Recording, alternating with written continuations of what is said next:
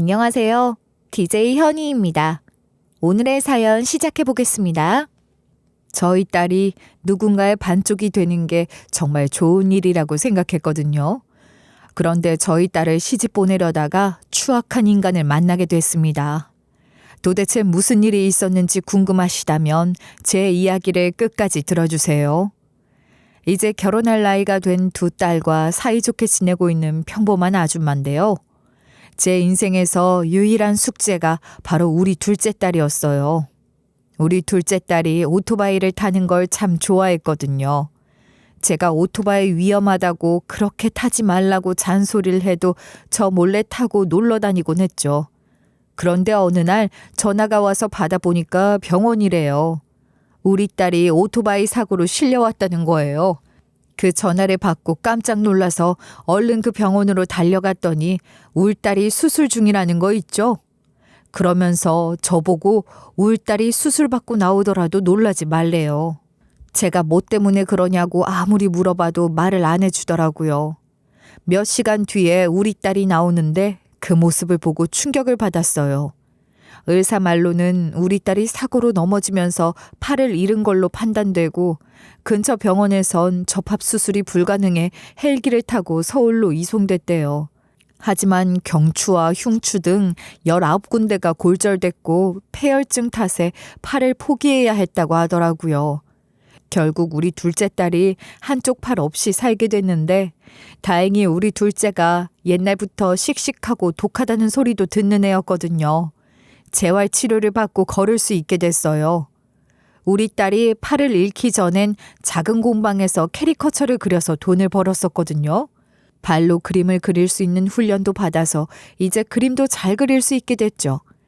그렇게 될 동안 저랑 첫째 딸이 항상 지켜주고 응원도 해주고 많이 도와줬어요. 첫째나 둘째나 정말 착한 아이들이라 이제 고생할 일 없이 좋은 남자를 만나길 바라고 있었는데요. 그런데 이제 울 둘째가 남자친구가 생겼다고 하고 연애를 8개월 정도 하더라고요. 그러다가 둘째 예비 사위가 인사를 오기도 했어요. 두 손 가득 뭘 들고 와서는 둘째랑 진지하게 만나고 있어서 한번 얼굴 비추고 싶었다고 하더라고요. 보니까 인상이 참 좋고 말하는 것도 둘째랑 똑같이 올곧고 바른 게 마음에 들었어요. 둘째 예비사돈께선 장애인 복지 쪽 일을 하시고 있대요. 그래서인지 우리 딸에 대해 들었을 때도 편견 어린 눈으로 보지 않고 그런 일이 있었는데도 씩씩하게 사는 게 너무 대단하다. 어린 사람이지만 정말 존경스럽다고 이야기했다는 거예요. 둘째 예비사돈들도 좋은 분이시겠다. 당사자도 인성이 괜찮아 보이니 결혼을 반대할 이유가 없었죠. 전 이 둘이 만나는 거 찬성이다. 언제든지 결혼해라. 내가 많이 도와주겠다고 했어요. 그리고 나서 둘째 예비 사이를 보냈었죠. 이렇게 둘째 딸의 연애는 의외로 순탄하게 흘러갔지만 반대로 첫째 딸은 그렇지 않았어요. 첫째 남자친구도 우리 집에 인사를 왔었거든요. 그럼 분명 첫째 딸도 남자친구네 부모님을 한 번은 뵀을 것 같은데 별 소리를 안 하는 거예요. 우리 둘째 딸은 예비 시부모님은 이런 분이시다, 저런 분이시다, 미주알, 고주알 떠드는데 말이죠. 그래서 제 쪽에서 먼저 첫째 딸에게 이런 식으로 물어봤었는데요. 지영이 너는 남자친구 부모님을 뵌 적이 있어? 지영이 네가 지윤이보다 남자친구랑 더 오래 만났잖아.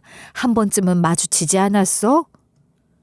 남자친구 부모님은 딱 한 번 뵌 적이 있어. 정식으로 인사드리러 간 건 아니고 어쩌다 우연히 마주쳐서 인사드렸었어. 첫째가 이렇게 대답하면서 어쩐지 표정이 어두워졌길래 걱정되는 거예요. 그래서 제가 이런 식으로 조심스럽게 떠보듯이 질문했었죠. 어땠길래 그래? 부모님 두 분 다 만나 뵌 거야? 그분들은 뭐 하시는 분들인데 너한테 무슨 이야기는 따로 안 하셨고? 나도 몰라. 그냥 인사만 드렸다니까. 워낙 짧게 봐서 뭐라 말할 것도 없어. 좋은 분들인 것 같으니까 신경 쓰지 마. 첫째가 이렇게 말하는데 왠지 모르게 둘러대면서 화제를 돌리는 느낌이더라고요. 그 뒤에 다른 이야기를 할 때는 웃으면서 말하길래 기분 탓이었나 보다 하고 넘어갔어요. 그런데 그게 기분 탓이 아니었던 거죠. 나중에서야 그랬던 이유를 알게 됐거든요. 우리 첫째 딸이 영어학원 강사라서 제가 우리 딸을 위해서 주변 지인들한테 영어학원 필요하면 우리 딸 영어학원 다니라고 말하고 다녔어요. 그러다가 지인 중 한 명한테 전화가 와서 받아보니까 이런 이야기를 꺼내는 거예요. 너네 딸 영어학원 강사라고 했지? 늦은 나이에 영어 공부를 해봐야 할 것 같아. 자식들이 미국 와서 같이 살자길래 준비하면서 영어 배우려고. 그래서 우리 딸이 일하고 있는 영어학원 주소랑 연락처를 알려줬는데요. 그 뒤로 그 지인이 우리 딸 영어학원에 가서 상담을 받고 우리 딸한테 수업받고 싶다고 말했대요. 거기서 그렇게 해줘서 우리 딸 반에 들어가게 됐다고 하더라고요.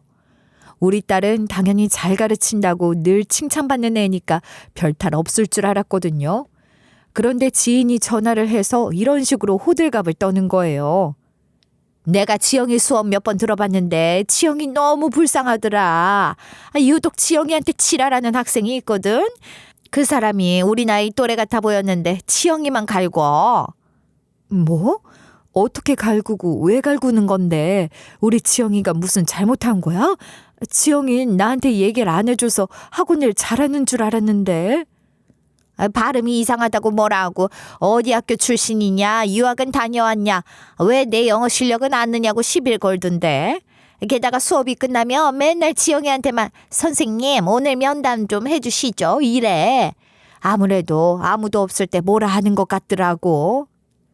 그 말을 들은 순간 제대로 진상한테 걸렸다고 생각했죠.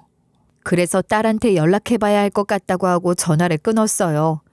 그리고 곧바로 첫째한테 전화를 걸어서 이런 식으로 걱정을 했었는데요. 지영아, 내 지인이 너네 학원 다니고 있잖아. 그 지인이 그러더라. 학원에 진상이 있다며? 그 진상이 너를 유독 괴롭힌다고 하던데 도대체 뭐 때문에 그러는 거니? 그거 아무것도 아니야. 학원에서 일하다 보면 종종 있는 경우니까 엄마는 걱정 안 해도 돼. 아휴, 엄마 친구분은 왜 그런 걸 말하고 그런데? 아무래도 무슨 일이 있는 것 같은데? 힘들면 엄마한테 말해. 참고만 있지 말고.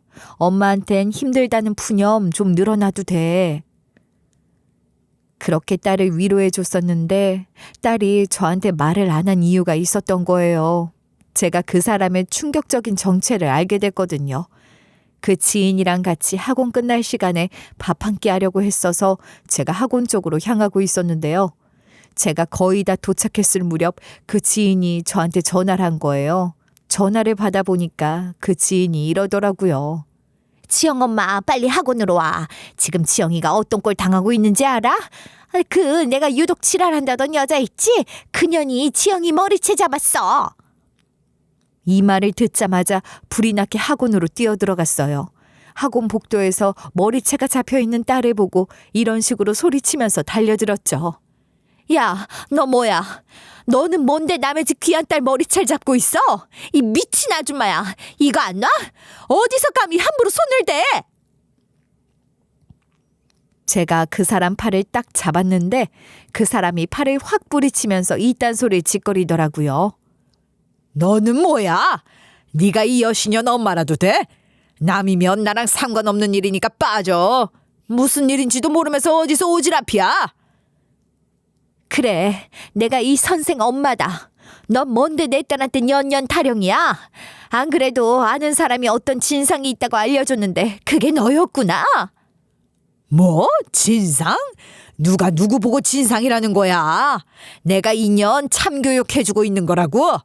2년이 꼬리쳐서 내가 이러고 있는 거 아니야?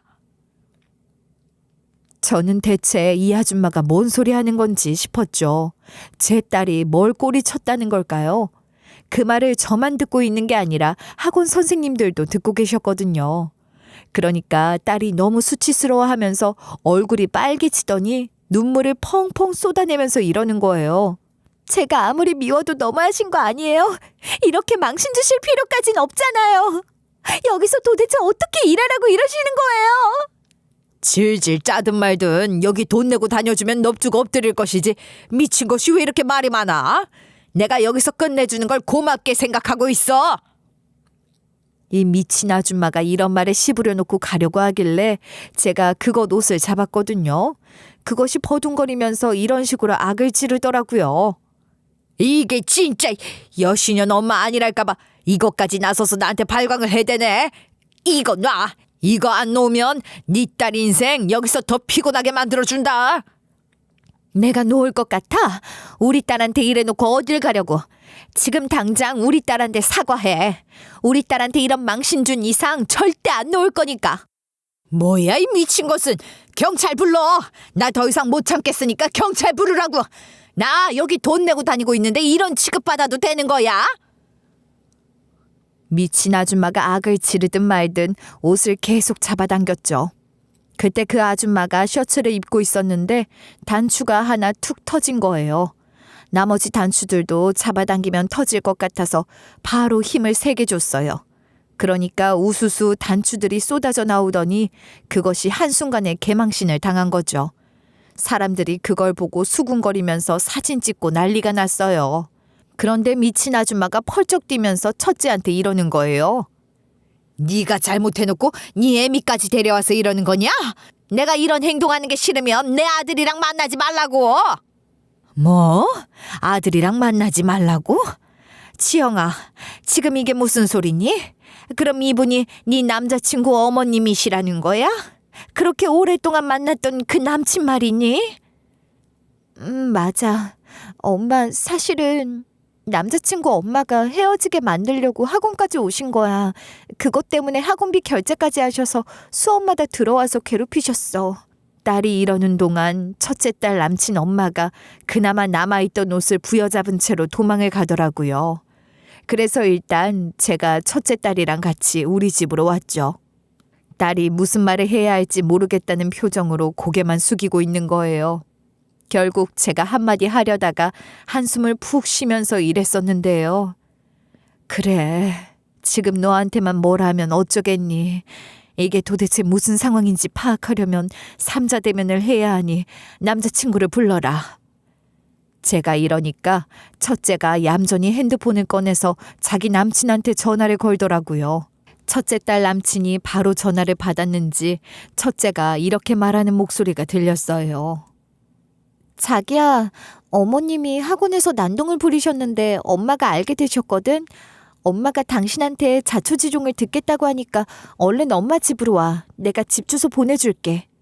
첫째가 이러니까 첫째 딸 남친이 순순히 가겠다고 했나 봐요. 첫째가 전화를 끊은 다음에 한동안 문자를 주고받는 것 같더라고요.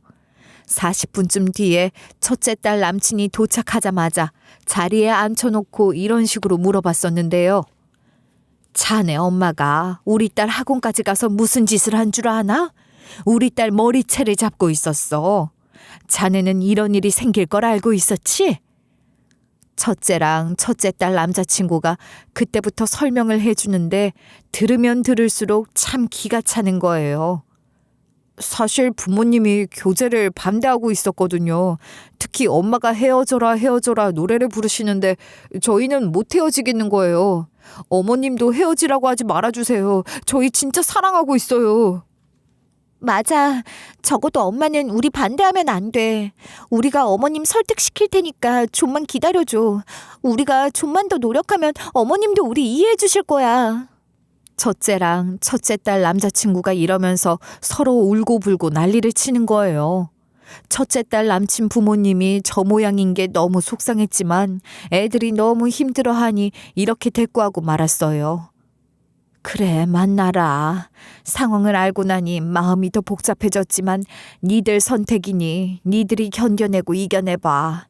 그런데 이런 일이 계속 일어나면 나도 반대할 수밖에 없으니까 지켜보고 있으마. 이런 식으로 얘기하니까 첫째랑 첫째 딸 남자친구 표정이 활짝 피더라고요. 이 뒤에 둘이서 잘해보겠다고 하고 갔었는데 그렇게 서로 죽고 못 살 거면 잘 좀 하던가요. 첫째 딸 남친 그것이 뭔가 실수를 했나 봐요.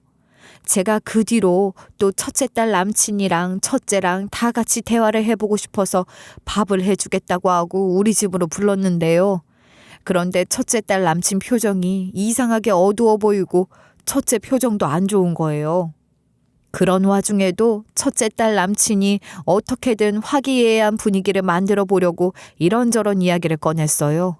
맛집 얘기, 좋은 식당 얘기 이런 이야기를 했었죠. 그런데 첫째가 첫째 딸 남친한테 밥상에서 이상한 걸로 시비를 터는 거예요.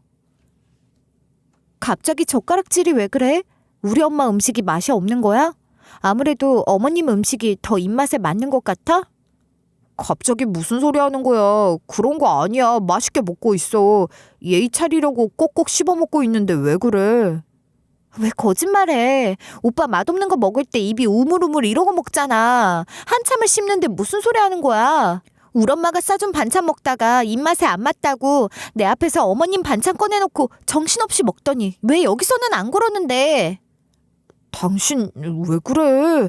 어머님이랑 아버님 앞에서 이러면 안 되지. 우리끼리 있는 것도 아니고 이런 걸로 뭐라 하지 마. 두 분이 뭐라 생각하시겠어. 첫째 딸 남친이 이런 만큼 남편이랑 저도 무척이나 당혹스러워하고 있었는데요. 그런데 첫째가 그동안 참아왔던 게 터진 것처럼 이러는 거예요. 그러니까 맛있게 좀 먹어. 오빠가 지금 신경에 거슬리게 하고 있잖아. 왜 이렇게 깨작거리는데 우리 엄마 성의 무시해? 첫째 딸 남친이 좀 천천히 밥을 먹긴 했지만 거슬리는 정도는 아니었거든요.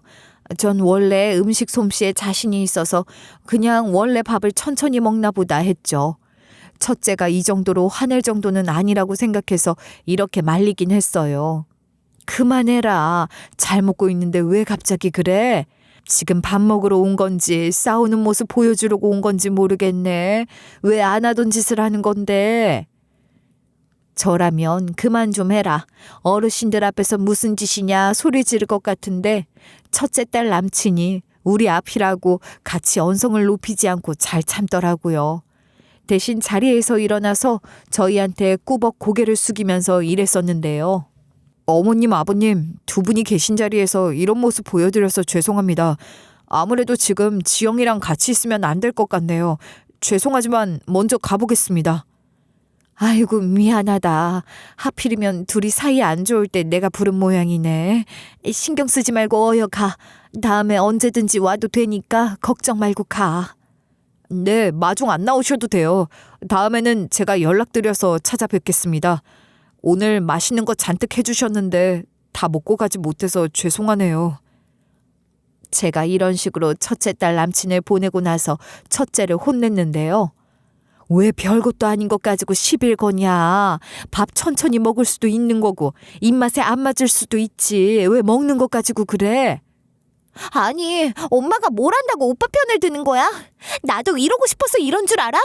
엄마는 아무것도 모르면서 그런 말 하지 마. 첫째가 이러면서 집 밖으로 나가버리는 거예요. 아니, 대체 왜 저래? 첫째가 저러는 걸 처음 봐서 깜짝 놀랐어요. 제가 모르는 무슨 일이 있었나? 오기 전에 싸웠나? 별의별 생각이 다 들더라고요. 나중에 이걸 따지면서 첫째 딸 남친 부모의 반대에도 만나고 있는 애들이 왜 그러냐고 물어볼까? 모른 척 지들끼리 화해할 때까지 기다릴까 고민하고 있을 때였어요. 그러다가 일주일 정도가 흘렀죠. 그동안 우리 둘째 딸이랑 둘째 예비 사이가 결혼을 허락받으러 왔어요. 그전에도 둘째 예비 사이를 본 적은 있지만 이번엔 진짜 정식으로 결혼을 허락받으러 온 거였는데요. 전 당연히 둘째 예비 사이를 좋게 보고 있어서 결혼을 허락했죠. 둘째 예비 사이네도 다행히 결혼을 허락해서 상견례 자리를 가지게 됐어요. 둘째 딸은 좋은 사람을 만나 결혼까지 준비를 하고 있는데 그에 비해 첫째 딸은 남친과 문제가 생긴 것 같더라고요. 아무래도 첫째가 뜬금없이 화를 내면서 밥상머리에서 성질을 낸 것도 화풀이였나 봐요. 첫째랑 둘째가 오랜만에 집으로 놀러와서 대화를 나누고 있었거든요. 그런데 첫째가 첫째 딸 남친 이야기만 나오면 입을 꾹 다물고 있는 거예요.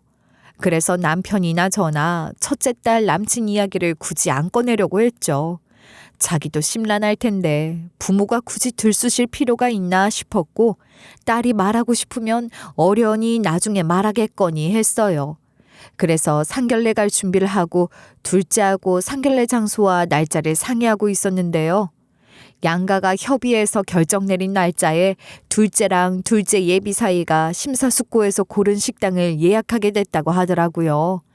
그렇게 상견례 식당과 날짜를 받았었거든요. 그러다 시간이 좀 지난 다음에 둘째랑 첫째랑 또 같이 모여서 이야기를 하는데 둘째가 방으로 들어가서 전화를 받고 나오는 거예요. 제가 무슨 전화였냐고 물어보니까 둘째가 이러는 거 있죠? 엄마, 우리가 예약한 식당 말이야. 중간에 식당 문제로 상견례 장소 예약이 취소되는 바람에 급하게 다른 곳으로 식당을 잡아야 할 것 같아. 내가 저번에 지영이 남친이랑 맛집 얘기, 식당 얘기를 했었거든. 음식이 정갈하게 나오고 분위기가 좋아서 상견례하기 좋은 식당이 있다고 하더라. 거기가 여기거든. 괜찮으면 여기 한번 예약해봐라. 엄마 말대로 후기도 괜찮고 내부 사진도 보니까 괜찮은 것 같은데? 원래 말했던 날짜에 엄마가 말한 식당으로 다시 예약할게. 둘째가 일했어서 상견례 날짜에 그 식당으로 갈 생각을 하고 있었죠. 그래서 제가 첫째를 슬쩍 쳐다보면서 이리 물어봤었어요. 지영아, 지윤이 상견례 할 때 당연히 같이 갈 거지? 상견례 날짜는 이미 알고 있을 테니 시간 비워놔라. 지윤이도 네가 왔으면 하는 눈치더라. 엄마, 그날 이미 잡아둔 일정이 있어. 중요한 일이라 빠지기가 어려울 것 같아. 나도 지윤이 상견례에 가고 싶은 마음은 있지만 시간 조정을 할 수 없어서 어쩔 수가 없네. 동생 상견례 날인데 시간 좀 비우지 그래. 다른 날도 아니고 지윤이 인생에서 가장 중요한 순간이잖아. 가족이 같이 있어주는 게 의미가 크지 않겠어? 아니야, 엄마. 요즘은 그냥 부모님이랑 결혼 당사자만 상견례 하는 경우도 많아. 언니 일정 있으면 안 와도 괜찮아. 둘째가 괜찮다고 하니까 넘어갔는데 첫째가 영 이상하다고 생각했죠. 그렇게 대망의 둘째 딸의 상견례 날이 다가왔어요. 준비한 대로 잘 차려입고 남편이랑 같이 상견례 식당에 들어섰는데요. 룸 안으로 들어서자 긴장이 너무 돼서 아무 말도 할 수 없었지만 둘째 예비 사돈이 한두 마디씩 해줘서 긴장이 풀렸어요. 그러다가 하하호호 거리면서 물 흐르듯 상견례가 진행되고 있는데 밖에서 큰 소리가 들리는 거예요. 이게 무슨 소리인가 싶어 깜짝 놀라 나가보니 세상에 우리 첫째 딸이 그때 그 미친 첫째 딸 남친 엄마한테 싸다구를 맞고 있더라고요. 그러면서 그 첫째 딸 남친 엄마가 이런 말을 쫑알거리고 있는 거예요. 이년이 알려준다고 진짜 겁도 없이 여길 와? 이 미친년이? 니네 집안 자체가 글러먹었어. 저번에 네 엄마 때문에 학원에서 너무 창피한 꼴을 당해서 내가 학원도 못 가고 있거든? 우리 아들이랑 헤어지라니까 헤어지지도 않고 감히 나한테 그런 짓을 해? 내가 조만간 니네들 신고할 거야. 학원 원장한테 CCTV 녹화본 주라고 하고 어떻게든 고소할 거라고. 우리 딸이 이런 막말만 듣고 있는 게 아니라 첫째 딸 남친 엄마 손길에 우리 딸이 엉망진창이 되어가고 있는 거예요. 그래서 제가 그 모습을 보고 달려들면서 이렇게 소리를 빽 지르고 말았어요. 이게 또 우리 딸한테 그러네. 너 때문에 우리 딸이 둘째 상견례 자리도 참석 못한 거야. 내가 학원에서 준 개망신으로도 부족했나 보지? 내가 여기서도 옷 찢어줘? 그러니까 첫째 딸과 딸 남친 부모 모두 다 깜짝 놀라더라고요. 우리 첫째 딸이 놀란 토끼 눈이 된 채로 이런 식으로 물어보는 거예요. 엄마 뭐야? 엄마가 왜 여기 있어? 설마 지윤이도 여기 있는 거야? 지윤이 상견례 식당이 여기였어? 세상에 무슨 이런 경우가 다 있지? 좋게 말할 때 나한테 모든 자초지종을 설명해. 도대체 지영이 네가 왜 여기 있는 거야? 나한테 말 못한 게 뭐가 있는데? 제가 이러니까 우리 첫째 딸이 그제야 숨겨둔 비밀을 말해주더라고요.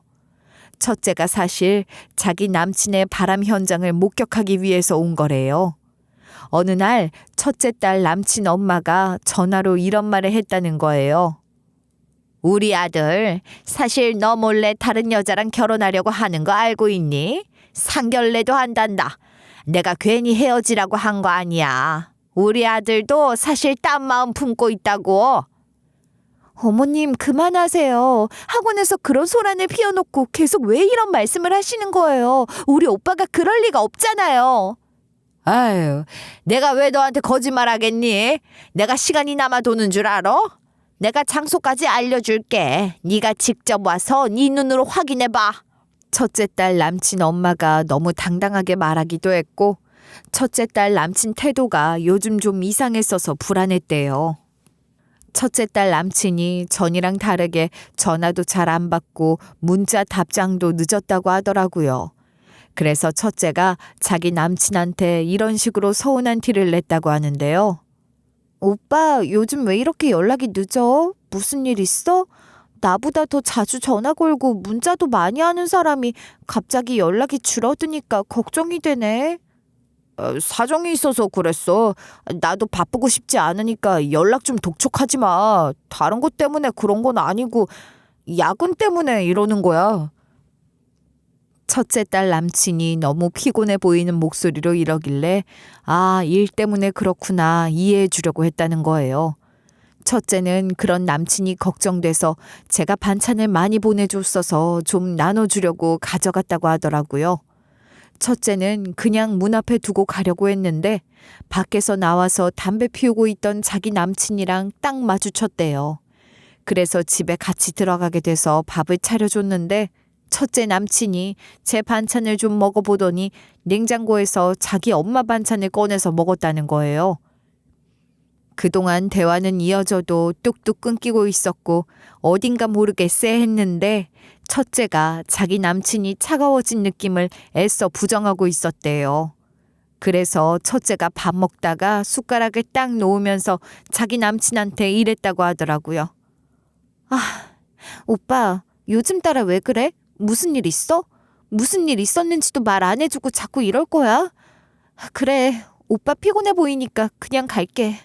첫째가 이런 식으로 말했지만 첫째 남친도 딱히 잡지도 않아서 집을 나왔대요.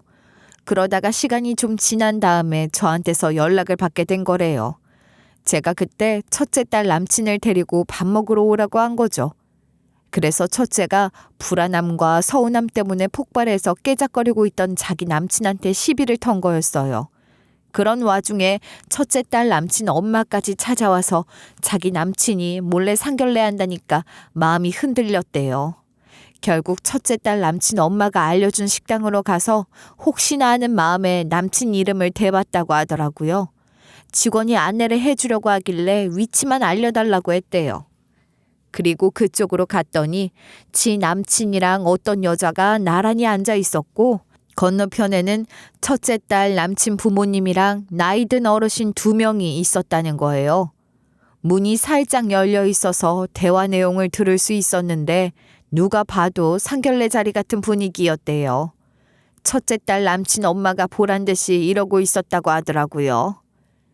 이렇게 앉혀놓고 보니까 태석이랑 우리 희진이가 정말 잘 어울리네요. 그렇지 않나요? 우리 아들이 그러는데 희진이가 정말 착하고 여성스러워서 1등 신부감이라고 하더라고요. 그래서 나이 든 어르신 2명이 첫째 딸 남친이랑 자기 딸을 흐뭇하게 쳐다보면서 이랬다는 거예요. 우리 예비 사이도 1등 신랑감이지. 정말 듬직하고 성실하잖아. 처음 만났을 때부터 마음에 쏙 들었어요. 우리 집 딸이랑 만나줘서 너무 고마워요. 예비 사돈이 너무 좋게 봐주셔서 감사해요. 저도 우리 희진이가 이런 좋은 남자를 만나게 될 줄 몰랐어요. 이런 예비 사이라면 우리 희진이 맡겨놓고 안심할 수 있죠. 그 말을 들은 순간 첫째가 열받아서 바로 문을 활짝 열고 남친 엄마랑 남친을 향해 소리를 질렀다는 거예요. 오빠 뭐야? 나 놔두고 진짜 만나는 여자가 있었어? 바람 피운 것도 모자라 나 몰래 상견례까지 해. 오빠 진짜 제정신이야? 오빠가 말해봐. 나 몰래 결혼까지 한 다음에 계속 나 만나려고 이랬던 거야? 아니면 환승하려고 이러고 있는 거냐고. 그때 첫째 딸 남친이 당황스러워하며 벌떡 일어났다고 하더라고요. 그러면서 이런 식으로 우리 딸을 말렸대요. 자기야, 아무리 그래도 여기서 이러는 건 아닌 것 같아. 일단 나가서 이야기하자. 아예 다른 데로 가서 차분하게 대화 좀 나누게. 내가 왜 오빠랑 다른 데 가야 하는데. 오빠가 나 몰래 이런 자리 나와놓고 뭘 뻔뻔하게 따로 나와서 이야기하자고 하고 있어. 첫째가 이러면서 자기 남친을 밀쳤다는 거예요. 그러니까 첫째 딸 남친 엄마도 자리에서 벌떡 일어나서 이렇게 윽박질렀다고 하더라고요. 네가 뭔데 우리 아들을 밀치냐? 우리 아들이 상견례 중인 거 봤으면 썩 꺼질 것이지. 어디서 감히 소리를 빠락빠락 내질러? 그렇게 첫째 딸 남친 엄마가 우리 첫째 머리채를 잡고 복도로까지 나오게 된 거래요. 제가 이렇게 상황 파악을 하던 도중 둘째네 예비 사돈이 제 뒤에서 등장했어요. 둘째네 예비 사돈이 이런 식으로 이야기하는 소리가 들리더라고요. 사돈, 갑자기 무슨 일이십니까? 하도 안 오셔서 저희가 직접 와봤습니다. 아무래도 싸우시는 것 같은데. 첫째 딸 남친 부모님이 제 뒤에서 온 남자를 본 순간 벌벌 떨기 시작했어요. 둘째네 예비 사돈 또한 어이없는 얼굴로 그놈들을 보고 이러는 거예요. 아니, 당신들 또 누구한테 사기치고 있는 거 아니지? 나한테 잡혀놓고 반성도 안 하고 지금 이러고 있는 거야? 둘째네 예비 사돈이 이렇게 첫째 딸 남친 부모를 알고 있는 듯이 굴더라고요. 그러자 하얗게 질린 큰딸 남친 부모님이 큰 절을 갑자기 넙죽 올렸어요. 왜 큰 절을 올리지 싶었는데 큰 절이 아니라 넙죽 엎드려서 싹싹 빌려고 한 거였죠. 첫째 딸 남친 엄마가 굽신거리면서 이런 말을 내뱉고 있더라고요. 그런 거 아닙니다. 저희 이제 진짜 사기 안 쳐요. 이거는 사기 치려고 한 게 아니라 제가 어떻게든 헤어지게 만들려고 이런 겁니다. 알고 보니까 이 상견례 자리는 큰딸 남친 엄마가 판을 짠 거였어요.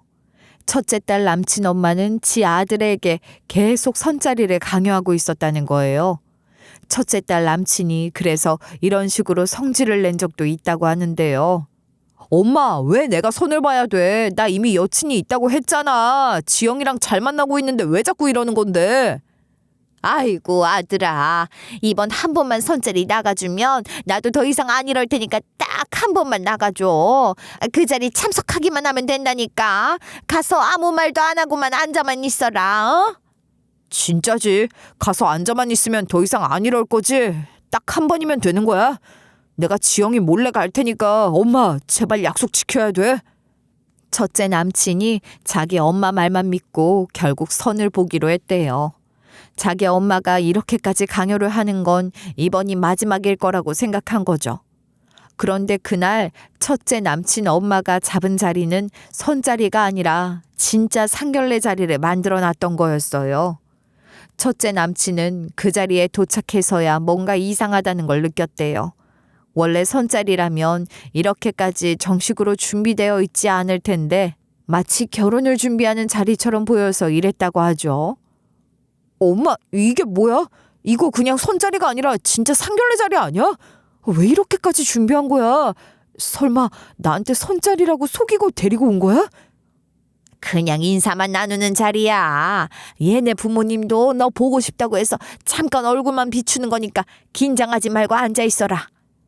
첫째 남친은 그 말을 믿고 자리에 앉았지만 대화가 진행될수록 상황이 점점 이상해지기 시작했대요. 상대방 부모님이 이런 식으로 자꾸만 결혼 이야기를 꺼냈다고 하더라고요. 우리 예비 사위 정말 듬직하고 성실하더라. 희진이가 이런 남자를 만나다니 너무 기쁜 일이야. 우리 희진이가 복도 많지. 그래, 우리 희진이가 낯을 가리고 집에만 있는 애라서 남자를 못 만났던 거지. 흠이 있는 아이는 아니야. 이렇게 참하고 예쁜 애가 없다. 아주 1등 신부감이지 뭐. 첫째 남친은 이제서야 상황이 심각해졌다는 걸 느끼고 자리를 벗어나야겠다는 생각을 했대요. 그런데 그 순간 문이 벌컥 열리더니 첫째가 서 있었다는 거예요. 오빠, 이게 뭐야? 나한테는 바쁘다고 연락도 잘 안 하더니 여기서 상견례를 하고 있었던 거야? 나 몰래 결혼까지 준비하고 있었던 거냐고! 큰딸 남친의 말을 들어보니 이 모든 게 큰딸 남친 엄마의 빅피처였던 거죠. 큰딸 남친 엄마가 일부러 이 사실을 우리 첫째 딸한테 알려서 이간질을 했다고 하더라고요. 하지만 사필 귀정, 회자 정리라는 말이 괜히 있는 게 아니잖아요.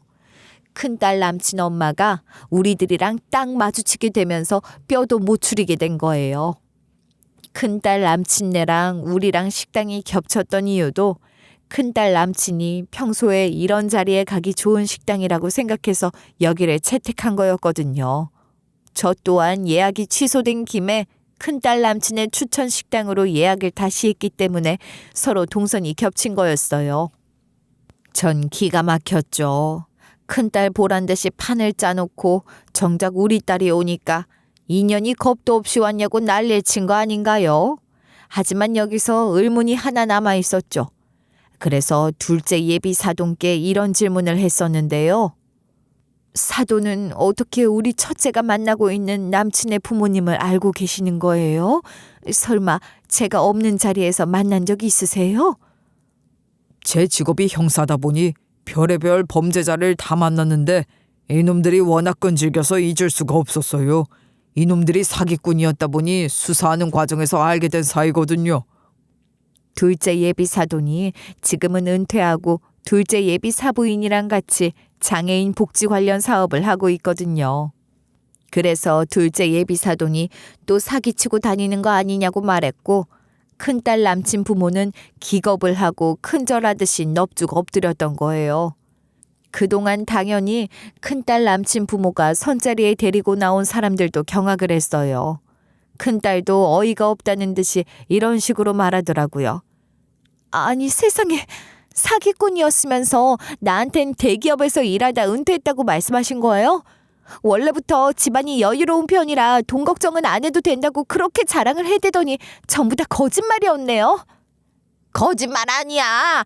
우리 그이가 대기업에서 일했던 건 사실이야. 내가 아무리 사기죄로 잡힌 적이 있다고 해도 그런 걸 속이겠니? 우리 그이가 잘린 것뿐이라고. 첫째 남친 엄마가 모기만한 목소리로 말하길래 아이고 잘린 게 자랑이다. 뭐 저런 것이 다 있나 생각하고 있었거든요. 그때 선자리에 나온 사람이 이러는 거예요. 거짓말이 아니면 사기쳐서 번 돈으로 으스대는 거겠죠. 난 그것도 모르고 우리 딸을 이런 집안에 시집 보낼 뻔했네. 우리 딸이 공부만 했다고 바보같이 속을 줄만 알았나 본데 우리를 얼마나 머저리로 본 거예요. 아유 칠수 없어라. 희진아, 저것들한테 돈 뜯긴 거 없지? 그 사람 딸도 충격을 받은 듯 멍하니 있다가 고개를 끄덕이면서 이러더라고요. 우리 집안에 돈 좀 있다고 거짓말까지 해가며 으스댔던 것 같아. 하마터면 이런 집안 며느리가 될 뻔했네. 나 참 어이가 없어서. 진짜로 큰딸 남친 부모가 사기치려는 건 아니고 사기치기 직전이었던 거죠. 사기 결혼으로 한몫 크게 챙기려고 했나 봐요. 형사였던 둘째 예비 사돈 앞에서 이러한 작전들을 전부 다 들키니까 큰딸 남친 부모가 화들짝 놀라더라고요. 그리고 큰딸 남친 엄마가 매달리면서 이런 말에 짓거리기 시작했어요. 아니 희진아, 어떻게 나한테 그리 말할 수가 있니? 집안에 돈이 있는 건 진짜야. 우리 아들 결혼시키려고 좀 과장되게 말한 것뿐이라고. 큰딸 남친도 자기 부모가 사기를 치고 다닌 걸 우리 둘째 예비 사돈을 통해 알게 되고 큰 배신감을 느꼈나 봐요. 이렇게 노발대발하더라고요. 엄마랑 아빠가 사기꾼이라고? 그동안 나를 속였던 거야? 어떻게 이럴 수 있어? 지금 이게 사실이냐고! 난 엄마 때문에 여자친구한테 너무 미안해서 연락도 못하고 있다가 싸운 적도 있는데 어쩜 이럴 수 있어! 그렇게 큰딸 남친 부모가 해명하려던 순간 둘째 예비 바깥 사돈이 나서줬죠.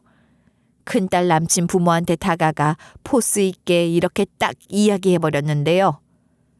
내가 지금 은퇴했지만 후배들한테 충분히 말해서 입건시킬 수 있거든요. 하지만 사기를 쳐서 피해자가 피해 입은 게 없잖아요. 그래서 마지막으로 봐드리는 거니까 정중하게 와서 사과하세요. 형사 출신 둘째 예비 바깥 사돈이 그러니까 무서웠는지 저한테 슬금슬금 다가오더라고요. 그래서 제가 이를 아득바득 갈면서 큰딸 남친 부모한테 이런 식으로 말해버렸어요. 저는 어차피 받아줄 생각 없으니까 사과하지 마세요. 그쪽이 하나도 안 미안해하는 거 뻔히 보이고 우리 딸 싸다고 때린 거 고소할 거니까 하지 마시라고요. 제가 이러니까 큰딸 남친 부모가 후다닥 저한테 기어와서는 넙죽 엎드리면서 이랬어요. 미안합니다. 제발 한 번만 봐주세요. 제가 잠시 정신이 나갔던 것 같아요. 한 번만 용서해 주세요. 제가 학원으로 가서 거기서 민폐 끼친 건 전부 다 사과할게요. 저랑 제 딸이 그동안 당한 게 있는데 평범한 사과로 되겠어요? 뭐 어떻게 사과할 건데요? 어디 한번 해보세요.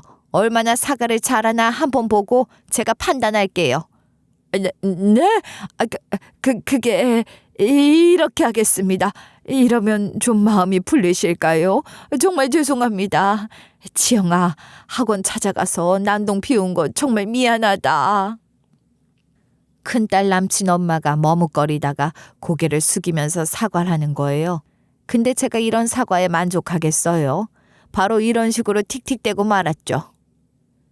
겨우 그런 사과로 때우시려고요? 마음에 안 드는데요? 그딴 걸로 용서를 구하려는 게 참 양심 없네요. 이런 놈들이 사기꾼 하는구나.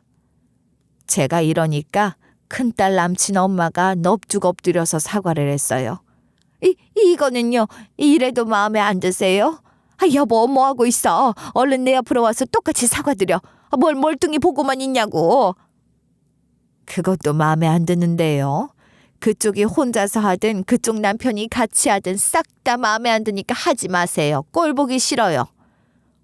제가 이랬더니 큰딸 남친 엄마가 바지가랑이에 매달려서 이리 물어보는 거예요. 그럼 어떻게 하면 좋을까요? 제가 어떻게 하면 마음 푸실래요? 제발 알려주세요. 고소만 안 하시면 제가 뭐든 다 할게요. 그렇게 사과하신다고 난리 피우시는 거면 일단 사과는 받아줄게요. 사과 받았으니까 그만하시고요. 저리 가세요. 네? 진짜로요? 저 고소 안 할 거죠? 남편이랑 아들한테도 전부 다 안 할 거죠? 용서해 주시는 거죠? 일단 생각은 해볼게요. 그리고 사돈이랑 사부인, 상견례 중에 이런 일이 있게 해서 죄송합니다. 저는 일단 먼저 가보겠습니다. 제가 큰딸 남친 부모한테 등을 돌리고 둘째네 예비 사돈들한테는 다음을 기약했죠. 그리고 식구들을 데리고 자리를 떴어요. 그 뒤에 큰딸 남친 부모를 신고하지 않았냐고요? 당연히 했죠. 큰딸네 학원에 가서 원장님하고 면담을 하며 우리 딸이 당한 사건 이야기를 꺼냈는데요. 원장님, 우리 딸이 학원에서 제 또래 학생한테 머리채 잡힌 거 알고 계시죠? 그거 고소할 건데 CCTV 녹화본 좀 주세요. 안 그래도 저희도 그 부분이 마음에 걸렸거든요. 다른 사람도 아니고 선생님이 당한 거라 CCTV를 따로 저장해 놨어요. 다행히 원장님이 순순히 저랑 제 딸 편을 서주시더라고요. 그래서 시간이 꽤 지났는데도 CCTV 녹화본을 받아낼 수 있어서 그걸로 고소를 할 수 있었어요.